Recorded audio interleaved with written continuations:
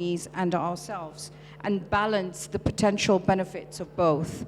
So throughout this discussion, we will explore the regulatory landscape, the ethical conditions, and of course, they will share their insights and experiences on how we can build responsibly and also trustworthy products and services, right? So I very much want to thank you all for joining us today, and I really look forward to this informative discussion. And I encourage you once again to engage the audience. And without further ado, let's get started. So my first question goes to Rose. We're extremely honored that you've taken time off your busy schedule to be with us. And in your own words, could you define what data protection is and what the law in Kenya says, and in general, what is the basic law if I were to go across Africa? Firstly, that's a really difficult question because you're asking me to give you a perception or perspective based on, the various people that we regulate. So if I were speaking to individuals instead of companies, I would give a different answer. If I was speaking to you, I'd give a different answer. So what does data protection specifically mean for companies? I think it's just a protection of information that relates to consumers, clients, employees, people that are entrusting you with their information. But it's also a really effective way to build trust. So that's what data protection means to me, in this context at least. So in terms of the regulatory framework across Africa, we have seen a lot of African countries actually come up with data protection laws post-2018 because of GDPR. A lot of it just looks at, I guess, the protections of data subjects. These are individuals, you and I, whose information we process. There's been a conscious shift about ownership of information, so it no longer resides with the companies that collect it. They're no longer able to do whatever it is that they feel like about data. What they have to do is now be accountable for the information that they collect. And so we're seeing a lot of that. They also need to safeguard the information that is in their custody. What I have seen as well is that there is some sort of confusion that data protection laws specifically apply to digital processes. It's not correct. It deals with manual processes as well. So if, for example, I write my name on a piece of paper here that's circulated, that would be data protection as well. And so there is, in one sense, a deliberate effort to create or to enact data protection laws for the sake of digital economy, cross-border data transfer, digital trade, and things like this. However, there is also a conscious effort to enact data protection laws for the sake of protecting information that's mostly manual, specifically with governments and SMEs as well, that might not necessarily be as digitally enabled, I will say, as, say, for example, Proptech or the like. So that's effectively what data protection laws are looking at: safeguarding information, putting individuals first, and respecting their privacy, which is a human right. Cool. My next question, I'd like to sort of get a perspective from Eric and Nelly as well. What is Proptech in your eyes, regulation and the intersection of property technology and regulation in East Africa? What does that mean to you? And could you give us insights from your perspective? Do you want to go first? I go first. Okay, good. Good afternoon, everybody. I know this is a difficult session for you guys. Law, law is very... Yeah, so my name is Eric. I run an organization called Identigate. And my perspective, what Proptech is, let me just give you a use case. Today, if you want to buy property in Kenya, you need to go to Ardhi Sasa. You can remember 5-10 years ago, the Ministry of Lands process was quite chaotic. So what has happened now is we've used technology, and we brought in a way whereby technology is interfacing with the real estate processes to actually make life easy. So in my opinion is, how do we take technology and then apply it in terms of the real estate industry to bring a better outcome? My area of specialization is our business really involves putting in solutions at various facilities, such that whenever you come into your facility, we're able to actually check in safely, handle your data, and then keep it for the property owner, so that in case of security incidences or issues, we're actually able to give an accountability of who was in that property at any one given time. Thank you. Yes, good afternoon. Thank you for having me.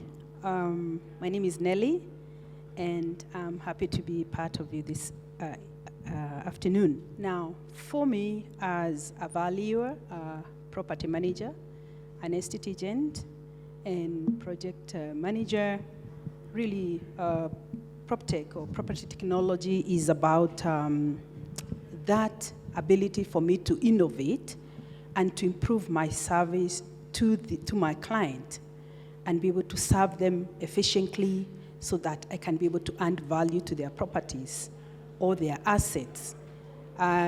Thinking about where we have come from, in real estate, when we didn't have computers, this kind of marketing we did was probably physically taking someone to the site for them to have a look at the property. Then we came to the print media. We had focused on property that was very much available for someone to choose, to pick and buy and read and access that information. Now where we are at, we're at a position where everybody can access the property that I'm sending to them from their telephone. They don't even have to get through the computer anymore. So Proptech has made it easy for me. Of course, it comes with challenges. Thank you. Thank you, Nelly and Eric.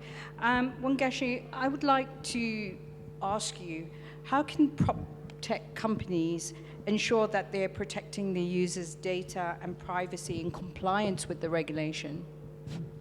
Yeah, I think I'm actually very happy that we do have the regulator here with us, because that's actually the first step that you do. You do have to understand, first of all, the jurisdiction you're operating in. Proptech is, by all means and purposes, meant to be about growth and scale. So when you're scaling, you're not just operating within your own jurisdiction. Sometimes you may have to go out. Sometimes the data you're collecting may move jurisdiction. So it's not enough to just comply with the regulations for your local or native country, like it is in Kenya, but you also have to think through what are the regulatory frameworks that exist in places that you're moving into. A case in point, we do say that, again, our data laws are very much GDPR compliant, but what happens when the third parties that you're operating in are based in the US? So then you now move from an opt-in situation to an opt-out situation based on that jurisdiction. So you need to be aware of the regulations, both in where you are based and outside. Again, when you think about tech, then you're thinking about development of something. And sometimes we think about privacy and data protection as an afterthought, as opposed to early on. So privacy by design ought to be something that we do enshrine in the processes and in the things that we do in our businesses. So that is very key. And just for the sake of time, I'll add one more thing. Data minimization. You do not necessarily need to collect data that you're not using. So it's important to just collect the data that you need and leave nothing more.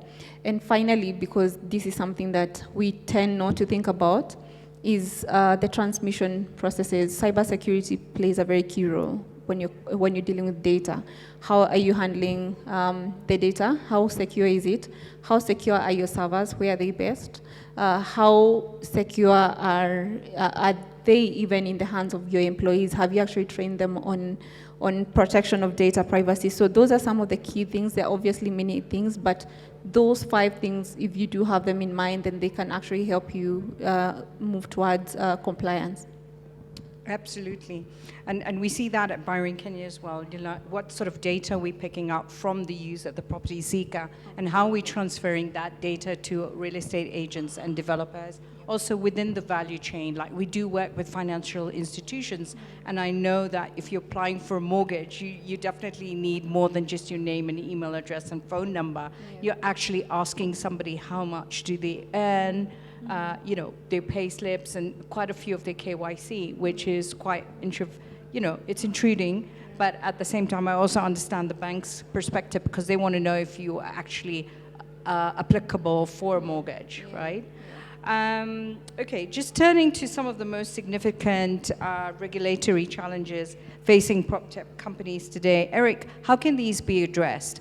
And do you have any examples to share? Okay, good. I'm happy the regulator is here because I've run into trouble with her. Yeah, so let me give you a case study. I actually handle quite a bit of data, and one of my clients is actually some very huge manufacturing clients, and they've got very strict security policies. So just a case study for all of us to appreciate. A couple of months ago, a data subject came into the premise and they refused to identify themselves. So they became hysterical and they reported us to the regulator. So we were summoned, we respectfully came to the regulator, and we were really, really vetted. We were really dressed down, and we were really told to really explain the purpose of the data, how long we're going to keep the data, how much information we're collecting, why our people are refusing to cooperate, and all that. And I thank God that we got a clean bill of health from the regulator, and we realized really, back to the challenge question, is there's a little bit of gray area when it comes to really educating the data subjects. Because we have a regulator in place, now some of us subjects feel that we should not remove any information. So I think we really need to do a lot of market sensitization and letting people understand that as much as you've got a right with your private data, also the building owner has a right to allow you in or out of their premises. And remember, one of the outcomes for our meeting with the regulator was there's going to be like an advisory, because the data privacy law also rubs a bit shoulders with the private security law. So in some cases, private security law is giving us the right to capture the customer information, but the data privacy law makes you to do this in a responsible way, informing the data subject of what they need to do, and also giving them the option that if they want, they can give you, or if they don't want, then they cannot share with you. So at least I have a first-hand information and first-hand experience. And I think all of us are aware about what has just recently happened to some of the players in the real estate industry, and some of the penalties they've had to pay because of non-compliance and non-cooperation.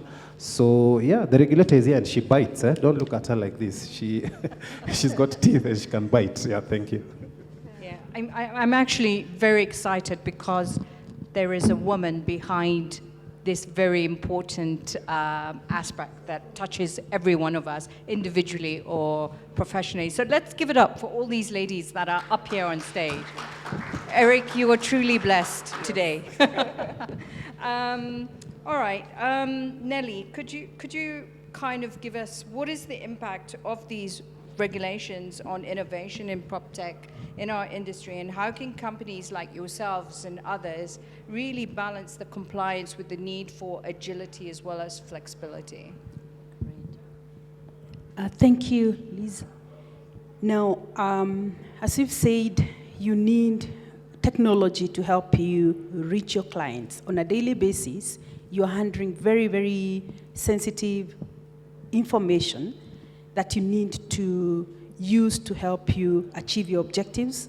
On the other hand, you have regulations that are, kind of drawing you back.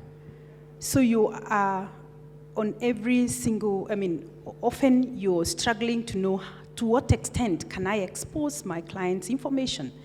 And so I think some of the things that can help us is to make sure that we are properly protected in terms of knowing who your client is, what level of sensitivity, how much can I expose my clients, for instance, how much information can I send out there? We have had instances where some of the institutions like Kenya Revenue Authority would probably want you to submit information about your client. And you have confidentiality, so you are left wondering, how do I move this information?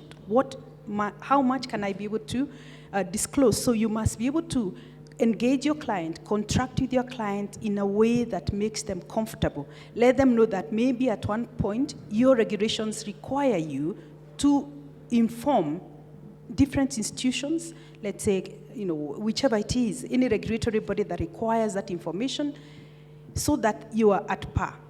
If you need to seek legal advice, then also seek legal advice so that you are aware how much to be able to give of that information. So for us as estate agents or valuers, we are recognizing the need for consumer protection as priority number one, because at the end of the day, I want my client to sell their property, but it could be somebody who is out of the country. So I must be able to balance between my client's need and selling that property for my company, and at the same time, the regulator's needs. Thank you. Yeah. Wangeshi, what could you add on to that? I mean, what sort of advice could you give our audience? Like how can companies really balance this for them to, at the same time, provide the flexibility, the agility, but what else from your perspective in the legal arm? To be honest, I think the regulations can be positive and negative. On the positive side is the Deputy Commissioner did mention trust. It provides guidelines, it provides ways of doing things, it provides transparency, and it does provide trust. But at the same time, it does also hamper fast and rapid progression around innovation. Now, that can be a good thing and a bad thing. And I'll tell you, the bad is not necessary in terms of, it's how quickly the regulations are able to catch up with innovations in a space where the regulators do come together with innovators to kind of try and find a solution that it works. I like what the CMA has done with the sandbox, and it allows for that level of conversation. I do like what Eric is saying, that he got into a situation in which they were now able to have conversations from both sides, the users and the other side, because then it opens the door to accelerate innovation. Now, the also negative side of it is when the users become afraid of the regulators, they tend to think, okay, fine, this does not exist, we do not know how to. It's either they feel like they cannot approach the regulator or they do not know how to. In cases where we do not have clear, transparent measures and processes of getting into the regulations, then in that way, one way or another, the roadmap to innovation gets delayed. But then on the bright side, where we start now embracing, then we do end up creating better ways. So it's just a question of how do we ensure that we embrace both sides of the coin. And it starts with dialogue, it starts with early conversations, where if I have an innovation and I know for sure that this is not regulated, how can I come early enough and have these conversations with the regulator? If I feel like I'm not so sure this does touch on what, for instance, the data protection does, or let's say what the CMA operating, because again, with Proptech, you have to look at both regulators. Then how do you actually start engaging them early and make sure that you're engaging the right people and find a solution towards that? Because again, innovation is key. We need to be able to offer an innovative space in Africa for us to actually meet what the rest of the world is doing. Exactly, and I think it's all about sensitization, working with the private sector. And I think, Rose, we would be so keen as people who work in the private sector, in these small SMEs, to work very much with your department and your teams and yourselves to actually bring this to life and really take this fear out of people. You've just mentioned that, and I'm sure there's ways that we can do that. And perhaps you could tell us maybe a little bit more, like, what sort of guidelines or what sort of intentions that we could do to actually bring associations together, because, property is throughout the value chain. And so I'm sure, whether it's from schools to offices to real estate agencies and developers and architects, I mean, it's vast. So just to touch on what has been said, one of the things that the office is very deliberate on is to ensure that we have an open door policy. We do not want to be taken to be an unapproachable regulator.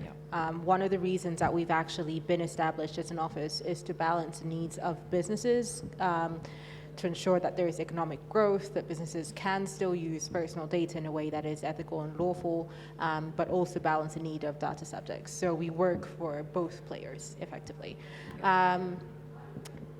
I will have to say that it's very difficult sometimes to deal with, when we talk about SMEs in the private sector, there's so many. Yes. One of the things that might be of interest to the players is actually come together as a team or an association and tell us, look, these are the challenges that we're having with respect to data protection compliance. These are the challenges that we're having with respect to innovation and things that we feel like maybe the Data Protection Act is not clear on, or we don't understand it very well, or perhaps it's prohibitive. Let's see how we can do this. That's the only way the regulator is going to properly understand what to do and how to meet your needs. I think there is a common misconception that regulators know everything and understand everything and they're experts in everything. It is not correct. Yes. We understand data protection. Yeah. But we're not in your businesses. We don't understand what challenges face you personally, Rightly right? so. And so if you don't approach us to tell us what it is that you need, we will not know. Exactly. And it's similar to the approach that we have taken as well, even when we have instances of data breach or complaints with data subjects. We will usually take a collaborative approach because we need to balance the interest of the business and the interest of the individual. And so we will sit with you and say, okay, look, this is what you're doing wrong. Prove to us or demonstrate to us that you're doing this in the right way. And then that's fine. Or tell us what your challenge is. Let's work with you to give you a solution, and then you move on. So I guess that's one way we're doing that. Another thing that we're doing as well, we understand that again, it's very difficult for us to reach everyone, and so specifically because of the Private Security Regulations Act and entrance into building and property management, specifically when it comes to access. Yeah. We have developed a guidance note specifically for this. It's in draft. We will be engaging stakeholders to do a validation to understand whether we've captured adequately their needs. Yeah. What a guidance note does effectively is just to set out the compliance mechanisms, what we think industry should be doing to comply with the Data Protection Act. We give examples. We also give them guidance as to how we are going to interpret the law so that they're not caught in a position where they say, okay, well, this says this, but what does it really mean? So we clarify it in great detail so that you don't just have one section of the act saying you can't do this and you don't understand why, or you don't understand how to go about compliance and things like this. And we've done that for a number of sectors, and we'll continue to roll out, so telecommunications, education, private security specifically, and property management and building access, digital credit providers for obvious reasons, and the health sector as well for obvious reasons, sensitive data. So we will continue to understand the needs of the people that we regulate and continue to develop this guidance note so that we're meeting the needs of the people that we regulate, and we can also, effectively regulate the space. Yeah, excellent, and I totally agree with that. One way, demystify it. Secondly, work with the stakeholders. Each one develops a playbook, so to speak, with policies, and then implement with approval from your office, of course. So thank you for that.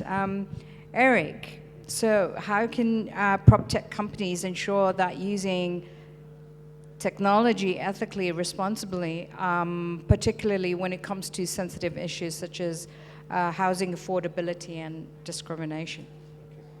Thanks, that's a good question. So one of the things we can do is, of course, build algorithms that will not discriminate. Of course, we will not be using sensitive data like, for example, race, religion, for example, things that we do not need to capture to make decision making. Like, I can imagine if I walk into your bank account and ask your bank manager what your bank balance is. So that kind of logic, we need to make sure that when we're building our platforms, we avoid using that kind of sensitive information to make decisions. And then, of course, having the transparency. Again, one of the matters which arose from our engagement with the regulators team was, should there be a reason, there are times that they need to actually audit our systems and see the kind of information we are capturing. And then there's also the issue of data impact assessment, very, very important, that even as we're building these platforms, that we make sure that it passes. I'll give you a very interesting case study that has just happened recently. I don't know if any of you guys have been following. The Mobile World Congress has around 88 to 100,000 guests who come in every year. It's a nightmare processing all these guys coming to the event. It's a 5-day event in Barcelona. And so these guys decided to use innovation, and they didn't carry out any data impact assessment. So, and they didn't share with the regulator in Europe. So what they did is very nice, fancy technology that when you come in, you just get processed with your facial recognition, and you walk in, and you can pre-register, take a selfie, walk in, and it's a wow experience. I was in Barcelona. It's really beautiful. But hey, they forgot to involve the regulator. So today they've got our 250,000 euro fine. So even as we are building all these nice technologies, one of the things that came out from our meeting with your team was we need to be doing data impact assessments, and then we share with the regulator in advance the audit reports so that they can see the impact of actually what we're trying to do. Thank you. Excellent. And thank you for sharing that example. I mean, you know, an event like this, everybody's collecting data, right? Exactly. And how do we know what the next step is? Exactly. So my next question really is about the rise of digital transactions. They're increasing incidences of fraud, we all know, especially in real estate. And how can technology be used to prevent fraud? What can the regulators play in their role in ensuring that users are protected? Nelly, can I ask you for your view on this? Yeah, thank you. Now, as I've mentioned, there's a lot of use of data in transacting in real estate. You find you may actually complete your transaction without even meeting your client. So how then do you ensure that your transactions are safe? So you must be able to, as a company that is dealing in real estate, must make sure that you're in a secure platform.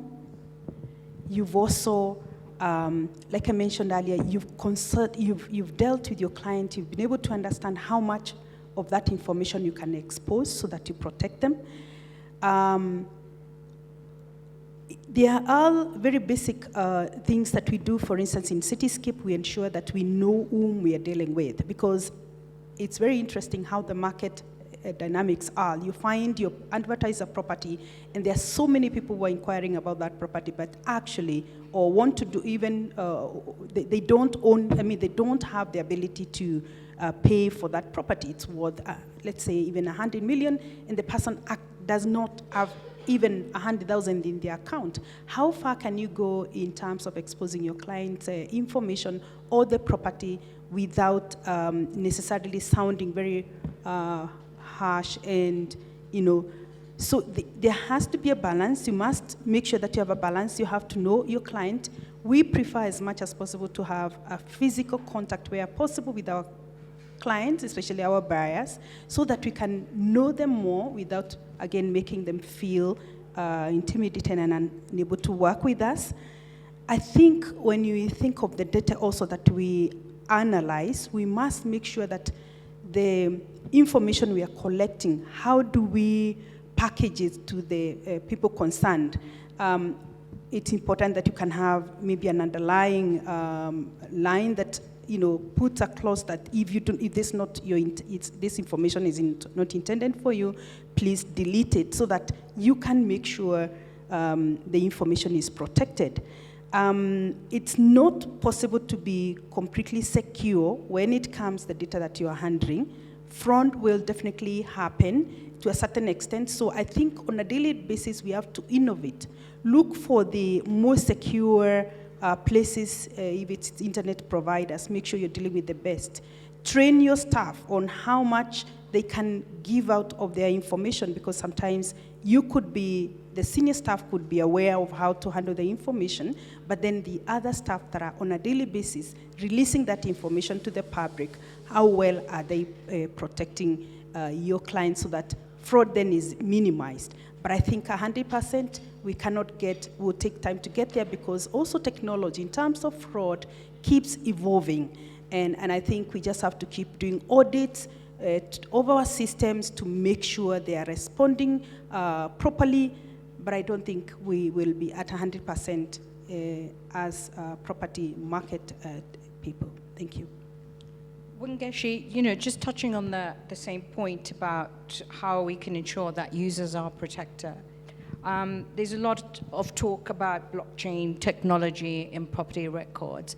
And from your experience, what can you tell us about how investors, divide assets, sell them in smaller bits? What kind of regulatory systems are around such technologies, and what have you experienced, if any? So just again touching on the same thing, Proptech has evolved. We do have so many ways in which that technology has come in. Of course, AI is one of them. We have IoT and the likes. And it's quite exciting to hear. It feels nice, yeah? But then in terms of getting that into actions, before an investor comes and gives you money, they need to be sure for sure, they need to guarantee that they're not going to face any issues. They're not there to take risks that they could have avoided.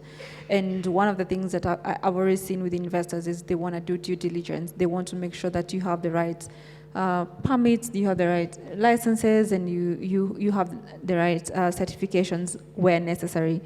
The Office of the Data Commissioner is a very important office to make sure that you pass by. And by you pass by means, are you registered either as a controller or as a processor, or even both, depending on what it is. But again, with that, you also have the CMA.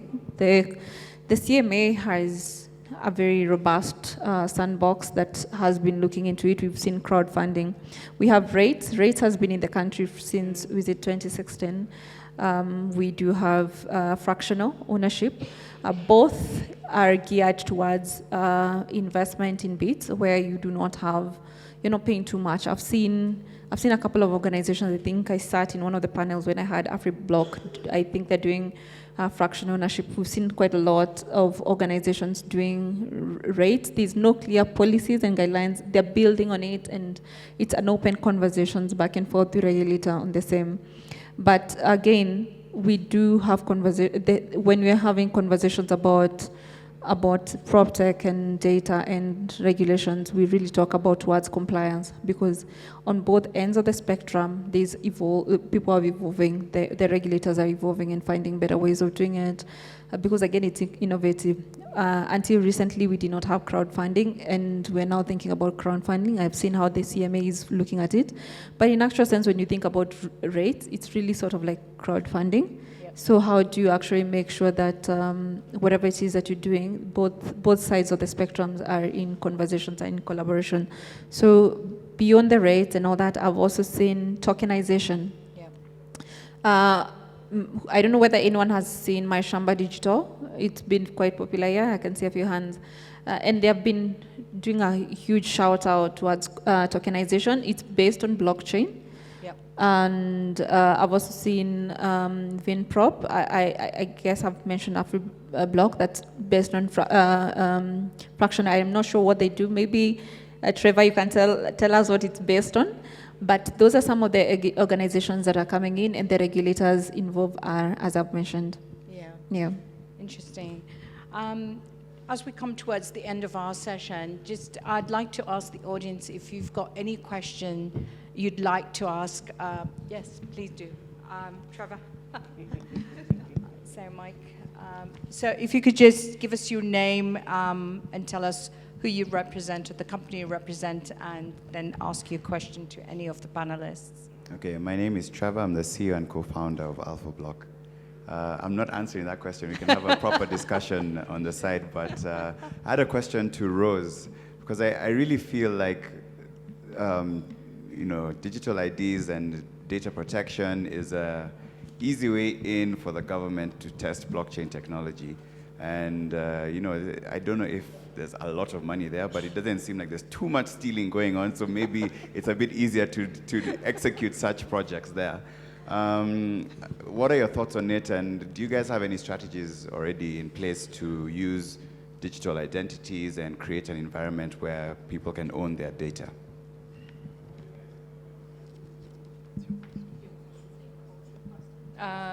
I think for you, I think. Or yeah, I think we could take a couple of questions and then mark that. Yeah, a similar question for Rose. I think in real estate, I think we're seeing a trend in Nairobi, something I call Proptech, not for good. So I was in a building that for you to get in the building, they have to scan your ID. Yeah. This is not a high security facility. It's just a building. So I don't know, in your notes for advice, what should you guys tell these owners of these buildings?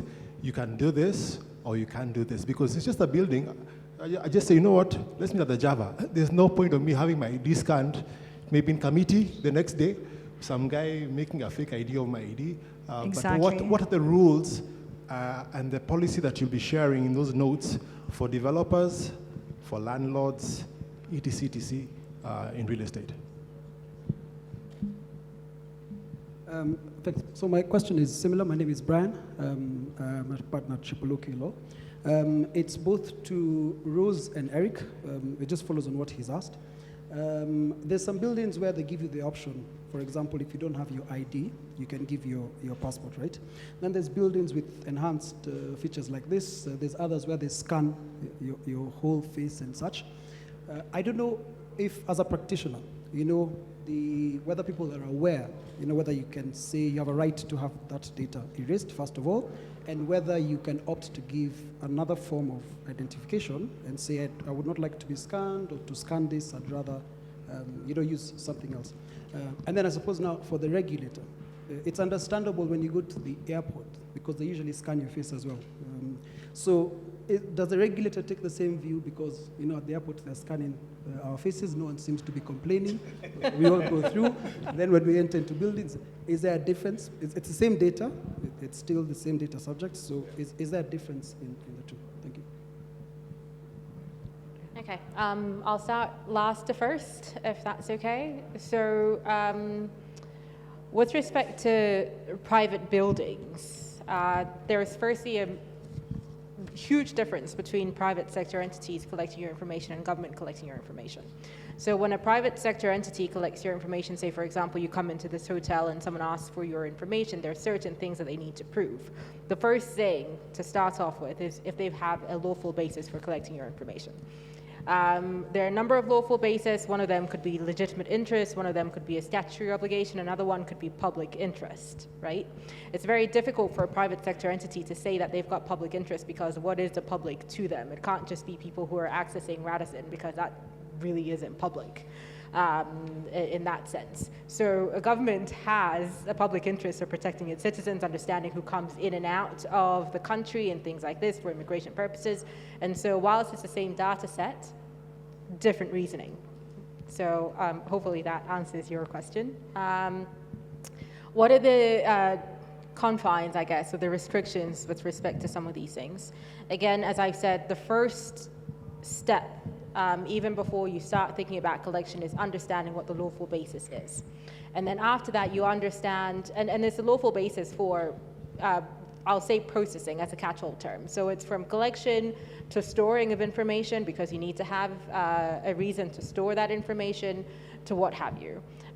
We're finding a lot of times, as Brian has said, there are buildings that you go into where they take your facial data. You're not, you're going into that building perhaps to even have lunch, or to go into an office. You have absolutely no interest of occupying space in that building. You're going in and out. You might never come back again.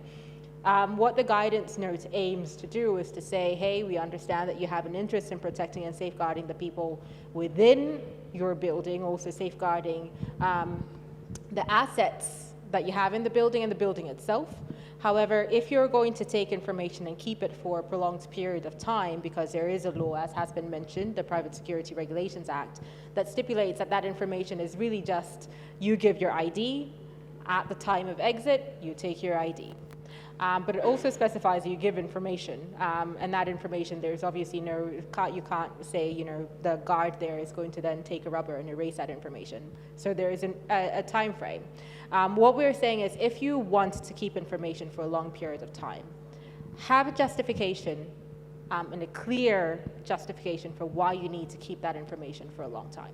Say, for example, you work in a building in an unsafe area, you know that you're prone to having people come and steal information from you, or come and steal chairs or whatever it is and vandalize a building, then you have a real reason, a real threat that you're having to deal with that requires you to keep that information. However, if you don't have that, then you can't rely on legitimate interest, for example, to keep that.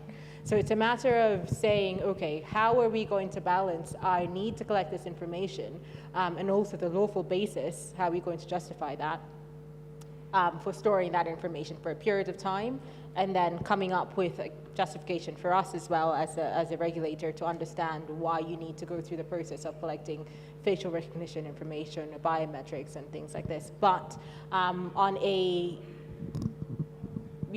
for us, what we have and what we hold is, unless you're a high security building, you really shouldn't be doing that to people who are just accessing the building on a one-off basis. If you want to do that for employees of a building or whatever, that's fine, because it's justifiable. You need to understand who's coming in and out. That's okay. But if you don't need to, you shouldn't be doing it.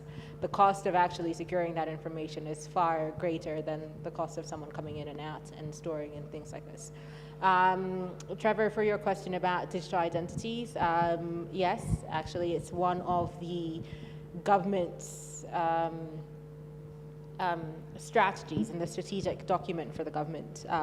There is a digital first approach where they're looking at a digital superhighway, which requires us to have a lot of things put into place, including connectivity. But one of the things that has been a directive from the president is that we need to have a digital ID. So the government is actually working towards creating an infrastructure that enables that digital ID to be created, and we're working with private sector as well to see how we can effectively roll that out. So we're not having instances where we're creating, physical identification cards that have absolutely no relevance in the digital age. And so that's one of the things that is being done by the government. So hopefully we'll see a rollout of that soon. Thank you. Anybody else with a question? I think, let me just give sorry. a rejoinder to his question. Thanks. That Yeah. was a very good question. So what we've done as tech players and tech innovators is, because really the reason why we exist is to really solve the common problem why, if you go to any building today in Nairobi, they have manual books, right? And these manual books, up to 2-3 years ago, there was this very irritating issue of people from committee calling you, you have taken your kid to a boarding school in an 844 system, the watchman has sold the information to a guy, and you're told your kid has been told to come pick your kid, all that kind of misuse of data. So the reason why we decided to try and solve that problem was to really give the facility owners the option of having backward control. So to answer your question, yes, we have innovated very many options. We've actually, in consultation with the regulator, realized picking facial recognition for just a visitor is like too much information. So for us, we're very clear, we don't take that kind of information. It's too much information. It's actually damaging to do that. So what we do is, one, we give you the option to use your national ID. We know some people, 50-60% of Kenyans don't bother working with their IDs or don't like showing their IDs. So we've given them the option of giving another option, which is probably your telephone number, because at least their telephone number, we have an OTP where we can now verify that this is actually you, and I send you an OTP and I confirm that it is you. So in case of a crime, I'll actually take this to the police and I'll say this telephone number XYZ, which was confirmed by security, we'll be able to do that. We also have the option of manual. And then for the very, very sensitive clients, and of course with the government permission, we actually also have the possibility of logging into the IPRS to actually verify the information. This is for the very, very high security international clients, because we've got a complete range of clients. So all those options are there. There's also passport you can use. There's also a driver's license. There's also the Huduma number you can use. But all this is in an effort to make it very easy for the data subject that in less than 10 seconds you're processed. And on the side of the building owner, they have the comfort that they've got the footprint. Now, of course, I'm very happy we had the run-ins with the regulator, because now we're becoming smarter. And of course, we're advising our building owners, don't keep this information for too long. Be careful with we help them even secure that data, because if that data breaches, that's a huge, huge risk. So to answer your question, we have zero issues of data breach. We put very serious security protocols to make sure we secure that data. Most of our big international clients insist that they want to own the data, keep the data in their own premises, in their own cloud platforms or on premise. And then we also have very complex integrations whereby clients are telling them, hey, listen, I've got my access control, I've got my CCTV, I've got all these visitor management platforms, and I just want one comprehensive end-to-end platform. So we've got all these various options. We just make sure that whatever the client needs, we give. Yeah, thanks. Nelly, do you want to add something to that? Yeah, I just wanted to mention that whereas, you know, the need for the property manager, security of the occupants also becomes a big deal. And I think that's where then you're left wondering, to what extent do you do you collect the data? For instance, we had an incident in a building where somebody came with a fake ID and went into the building and actually almost attacked, before the guards could get in, attacked one of the tenants. So you can imagine if all you had was just the handwritten information about that person in terms of the ID, recorded ID information, that would not have helped us, but we were able to go into the CCTV and check, see the person, and you know, the police were able to follow up. So I think there has to be a balance between how much you regulate, give safety to the persons that are also utilizing, if it's a property, the buildings, so that we are all secure as we follow the regulations. Thank you. Just to clarify, the regulation around CCTV and regulation around collecting information from people who enter the building, on a data protection scale, we treat it differently. So we understand that everyone has a right to security, and we understand that CCTV, specifically in private spaces, is for the protection of the people that come in. And so we regulate it in the sense that we appreciate that there is an interest to safeguard the people and take it from that approach. However, in terms of collection of your ID, sometimes it can be excessive, and sometimes it is used for the wrong purposes. And so using both of those, I think, is a great idea, but we do need to understand that we are dealing with individuals themselves. And sometimes my entry into a building, yes, I appreciate the CCTV, but then I don't want to give information about who my mother is just to enter into a building, you know? So we need to draw a fine line. Draw the line. Yeah, I totally agree, and that's why the policy and the guidelines will direct us and how we treat that. Also, for property managers, basically, or building owners and landlords alike. Well, ladies and gentlemen, if there are no further questions, we've definitely come to the end of our very engaging discussion. A big, big thank you to all of you, Rose, Eric, Nelly, and Wangeshi, really for your insights and for sharing. It is clear that the responsible and the ethical use of technology is really critical, protecting both our companies and our users and our employees. But as we move forward, let's continue to prioritize the collaboration between all the regulatory bodies. I mean, we need to give Rose all the support that she needs, right? Because at the end of the day, we are users of product. We are the ones that build it. And basically, we want to stay up to date with the latest trends and, innovation. So why not do it together? But once again, thank you very much. Thank you, East African Property Investment Summit, for inviting us to be here, inviting me to moderate this session. And I look forward to really continuing this very important conversation after this break. Thank you.